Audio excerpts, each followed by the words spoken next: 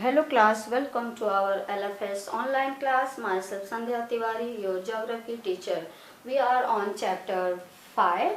In the previous video we discussed about we are on means types of vegetation. We have studied about tropical evergreen forest.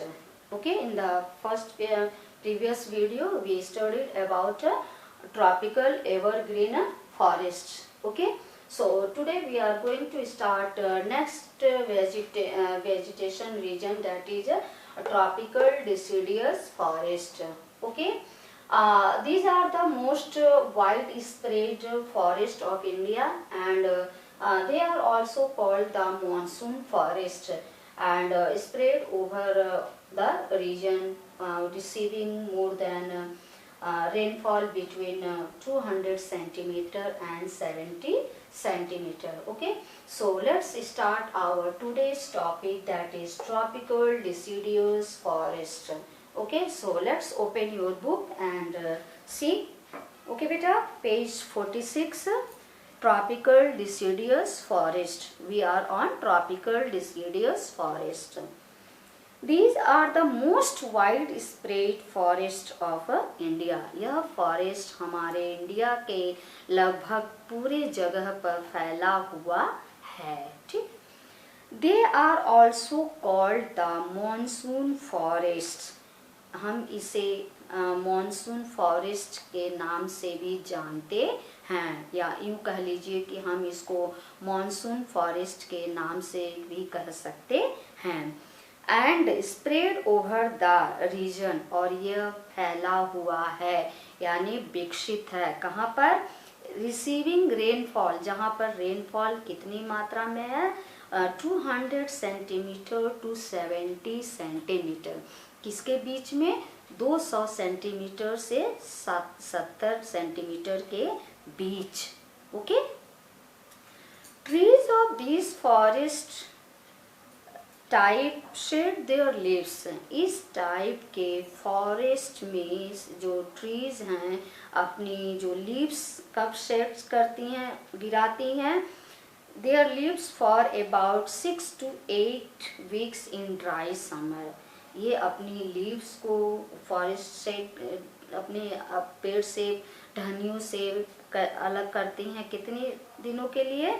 About 6 to 8 weeks in dry summers. Dry के summer में अपनी पत्तियों को ये अपने आप से अलग करती हैं. कितने दिनों के लिए? Only for about 6 to 8 weeks. Got it? Okay. On the basis of the availability of water, these forests are further divided into moist and dry deciduous. हम वाटर के बेसिस पर, जिस तरह से वाटर पाया जाता है उस बेसिस पर हमने इस फॉरेस्ट को 2 पार्ट्स में डिवाइड किया है. फर्स्ट पार्ट क्या है? मॉइस्ट, और दूसरा पार्ट है ड्राई डिसिडियस. पहला कौन सा है? Moist, and second dry deciduous. Okay.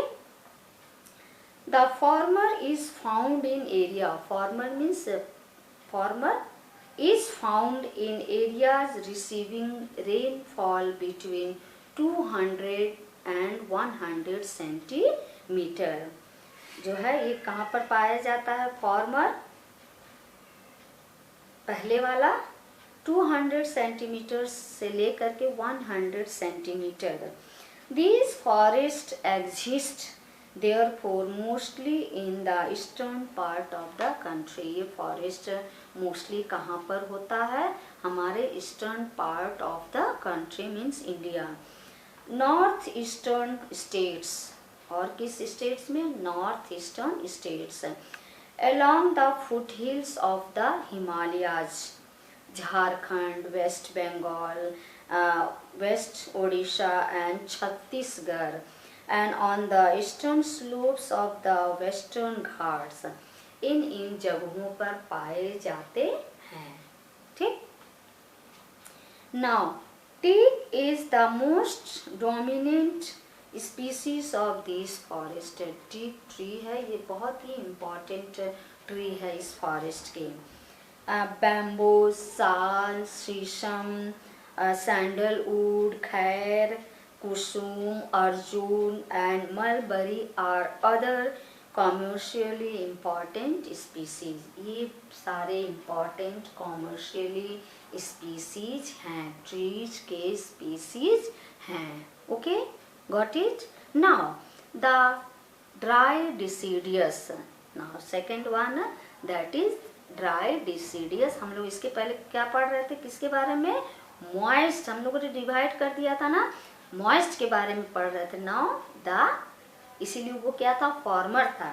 The dry deciduous forest are found in areas having rainfall between 100 centimetre and 70 centimetre. और ड्राई डिसीडियस फॉरेस्ट जो कहाँ पाया जाता है, जहाँ पर रेनफॉल किसके बीच में रहता है, 100 सेंटीमीटर्स और 70 सेंटीमीटर के बीच में. Okay, clear? Now these forest are found in the rainier parts of, और ये फॉरेस्ट उन रेनियर पार्ट्स में पाए जाते हैं. किन रेनियर पार्ट्स में पाए जाते हैं? The peninsular plateau and the plains of Bihar and Uttar Pradesh. आप पेनिनसुलर प्लेटू में देखिए, फिर आप जाइए प्लेन्स ऑफ बिहार जाइए, फिर आप उत्तर प्रदेश में जाइए. There are open stretches in which tree, इन जगहों पर क्या पाए जाते हैं, कौन से ट्रीज पाए जाते हैं? टीक, साल, people and neem grows. A large part of this region has been cleared for cultivation. और हम देखते हैं कि बहुत ज़्यादातर पार्ट जो हिस्सा होता है हम इस फॉरेस्ट का क्लियर कर देते हैं. क्यों क्लियर करते हैं? Only for cultivation. हम कल्टीवेशन के लिए इस एरिया के ज़्यादा से ज़्यादा हिस्से को क्लियर कर देते हैं. Cultivation and some parts are used for grazing. और कुछ पार्ट्स को हम चारागाह के लिए क्लियर करते हैं. ठीक है? In this forest the common animals found are, कुछ कॉमन एनिमल्स हैं जो कि इन फॉरेस्ट में पाए जाते हैं. कौन कौन से एनिमल्स हैं? Like lion, tiger, pig, deer and elephant. ये सब कॉमन एनिमल्स हैं. इन सब को आपने देखा है अपने ओपन आईज से, देखा है ना बेटा? Yes. I use variety of birds. आप लोगों ने बहुत सारे वेराइटी बर्ड्स भी देखा होगा. आपने बर्ड्स में क्या क्या देखा है वेराइटीज ऑफ? लिजार्ड्स देखा है ना, आपके घर में भी रहती हैं. स्नेक्स, सांप भी देखा होगा. टॉर्टोइज भी आपने देखा है. And are also found here. ये सब सारे एनिमल्स, वेराइटीज ऑफ बर्ड्स भी पाए जाते हैं. ठीक. सो बेटा here today only this much.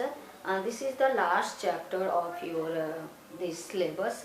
So we will study only one type of vegetation one day in one bed. Okay beta? So here's your homework. Learn about tropical evergreen forest. Okay beta? This topic is clear ना? आप इसको घर में भी पढ़िए ताकि आपको topic clear हो जाए. जब टॉपिक क्लियर होगी तभी हम जब अगर क्वेश्चन पुटअप करेंगे पैरा के बीच में से, तभी आप आंसर दे पाएंगे. और जो हम बता रहे हैं बेटा उसको भी आप साइड बाय साइड नोट करते जाइए ताकि आपको पढ़ने में, रीड करेंगे तो आपको आसानी होगी और नंबर्स भी गेन करने में आसानी होगी. नहीं तो आप सोचेंगे अरे ये कहाँ से पैरा आ गया, इसमें से कैसे क्वेश्चन पुटअप हो गया है. वैसे हमने सारी चीज़ें आपको बता भी दिया है, पहले भी बता दिया है, इसका नोट्स भी प्रोवाइड करवा दिया है. ठीक है? लेकिन बेटा आप लोगों ने कॉपी चेकिंग में, आप लोग बहुत रेयर बच्चों ने ही कॉपी सेंड की थी ज्योग्राफी की. आई एम वेरी अपसेट कि इतना मेहनत करने के बाद भी आप लोगों ने ज्योग्राफी की कॉपी मेंटेन नहीं की. Very bad thing. So next time आपके साथ ये सब इस तरह के नहीं होनी चाहिए। आपकी कॉपी वेल मेंटेन होनी चाहिए। आपका स्कूल भी कल से ओपन होने जा रहा है, इसलिए आप लोग अपनी कॉपी को मेंटेन कर लीजिए। और जब हम डिमांड करेंगे कॉपी की, तब आप मेरे पास कॉपी फुल वर्क के साथ पहुंचनी चाहिए। ठीक है? Okay, thank you.